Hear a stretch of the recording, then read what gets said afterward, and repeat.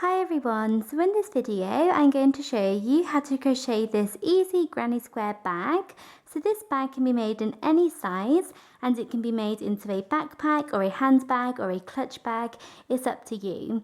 So thank you very much for watching and please make sure to subscribe to my channel for more crochet videos. So to start your bag you will need to make a big granny square like this. So I already have a tutorial showing you how to make one of these never-ending granny squares, and you can make them as big or as small as you like, and I will have a link to that tutorial in the description box. So go down to the description box and click on the link and you can make your never-ending granny square, and the larger you make your granny square the bigger your bag will be. So I have made mine 13 rows, so I've done 13 rows for my granny square, and that will make a medium-sized bag. But if you wanted to do a smaller bag then you could do 10 rows, and if you wanted to make a larger bag then you could do 15, 16, 17, 18 rows, it's up to you. So you want to make a never-ending granny square just like the tutorial in the description box shows you, and then weave all of your ends into the back of your granny square like I have already done. So take a yarn needle and weave your ends into the back of the granny square, and then we can make our granny square into a bag. So once you have your granny square, we are now going to begin turning this into a bag. So what you first want to do is you want to flip your granny square so that you have your work wrong side up. So this should be the wrong side facing up, and we're going to fold our granny square kind of in an envelope style. So we're going to take 3 corners and we're going to fold these towards the center of our granny square. So fold 3 corners towards the center like that, and then this last corner here will be used as the flap, so as the opening, and we will attach a button. So to begin joining our bag, we're going to start at this very corner here, as we're going to go all the way along this seam up to the top and back down. So you want to go to this very corner. So you want to pick up your work so that you have this seam here, and then match your sides up. So make sure that your spaces are all together, and we're going to go to this very corner space, and at your corner you will have a cluster of 3 double crochets, 1, 2, 3, and we're going to ignore this center one, and we're going to go through the first one and then all the way through to the third one, because what we're going to do is we are going to join up our seam using slip stitches. So we're going to do a slip stitch to start through the first and the third double crochet of this corner set of 3, and that will give us our corner. So when we are joining our seams, we actually want a flat edge, so we want it to be nice and flat, and if we were to just do a slip stitch into each stitch across both sides, we would kind of have a raised edge, which we don't want. So what we're going to do is we're going to do something slightly different, in that we are only going to work these slip stitches through the back loops of each stitch. So if you look at a stitch here, you have a front loop and a back loop, and this next stitch you have a front loop and a back loop. And when we work a slip stitch, or when we work any stitch, we usually go through both of these stitches. But as we just want a flat edge, we are only going to go through the back loop. So we're going to go through the back loop here, like that. So say we are joining these 2 stitches here, usually we would just go through both loops on both sides like that, but we're not going to. We're only going to go through the back loop of each stitch. So here's the front loop and here's the back loop. So we're going to go through the back loop, and then we would usually as well just go through the back loop on the opposite side. But to create a flat edge, what you need to do is you need to go in from front to back. So we need to, rather than going in through the opposite side like that, we need to take our work and go in this way. So if you look at the stitch on the opposite side, you need to go in this way. So it sounds really complicated, but it's not.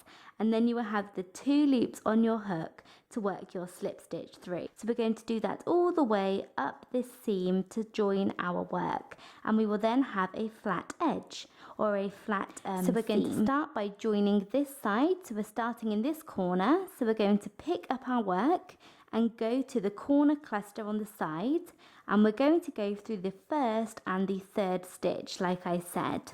So what you want to do is go to your first double crochet and insert your hook through the back loop of that first double crochet. So here's the front and the back, and go through the back loop. And then here's your third double crochet, and then rather than going through the back loop this way, go in through front first. So kind of go around and insert your hook through this way from front to back. So you should then have 2 loops on your hook, and you want to take your yarn that you're going to use to join your work. So this can be any yarn, and we are going to place this over the end of our crochet hook and pull this through. So we're going to start off by attaching this yarn through the slip stitch, and you want to leave a long tail or a long end here, as we're going to use this tail and weave this in at the end to make it nice and secure. So now what we're going to do is we're going to continue doing those slip stitches into the back loops across. So we're going to go into the next stitch, which is a chain on this side. So go through the back loop and then go through the same stitch, the same chain on the opposite side, and we're going to go through the back loop again, but we're going to go in front to back. So you kind of go around this side and go through. So you can kind of see if you go through the middle, and then you should have your loops on your hook and pull through all of those loops. Now we're going to go into the next stitch, and we're going to go through the back loop and then the same stitch on the opposite side. So go into the same stitch on the opposite side through the back loop, but go front to back. So go this way around and then pull through all 3 loops on your hook. And just do this all the way across. So you're going through the back loops, and then on the opposite side, we are going through front to back, like that. And you can do this all the way across to join up your granny square.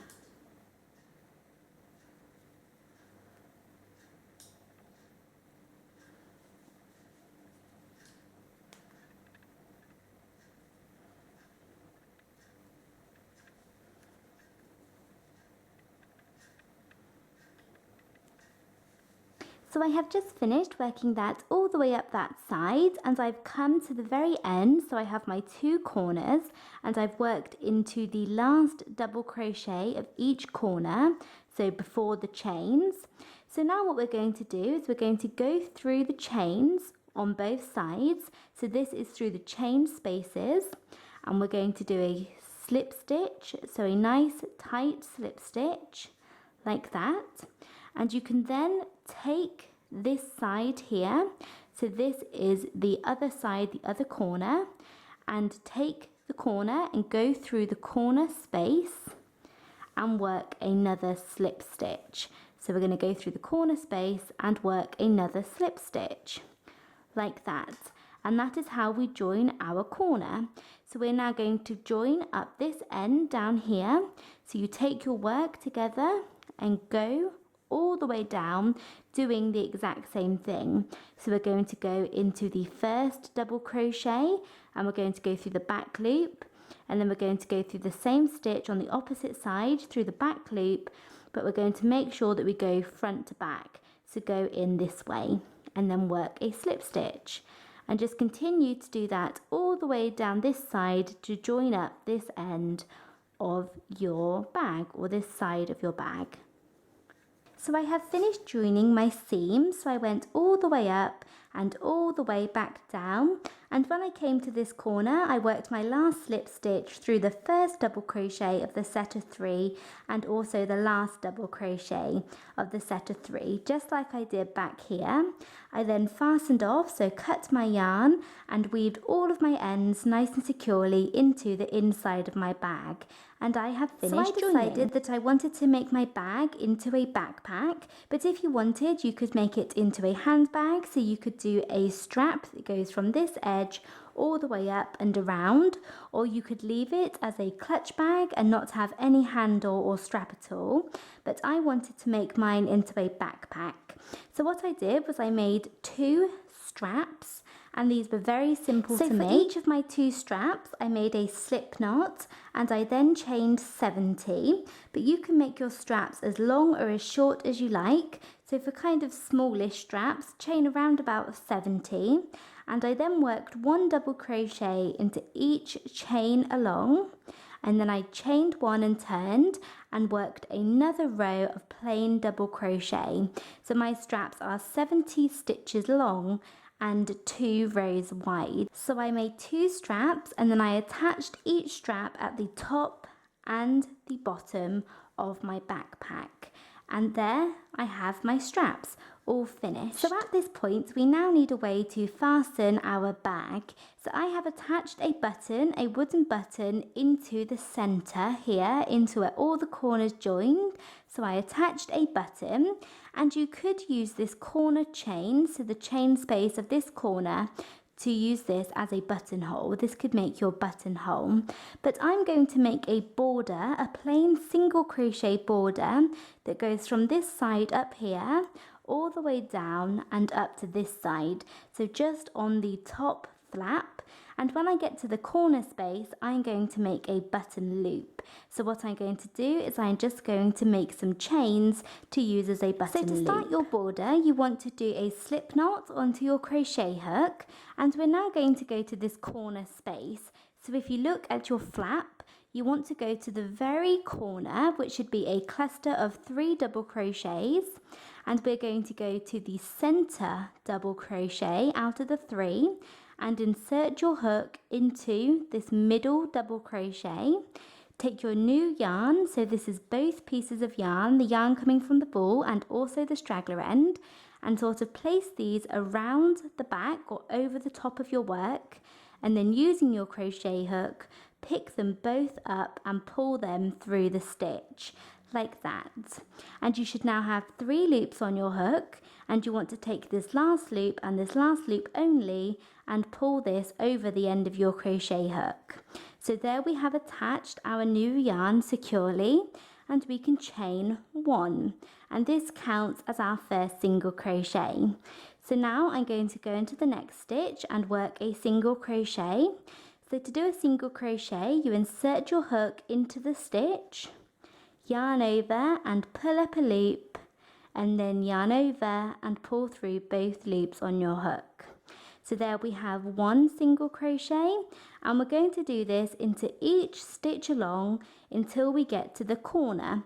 So 1 single crochet into every stitch along this side until you get to the corner space at the end. So when you reach your corner space here, you want to go into the corner space and work 1 single crochet, and you then want to make your chains for your button loop.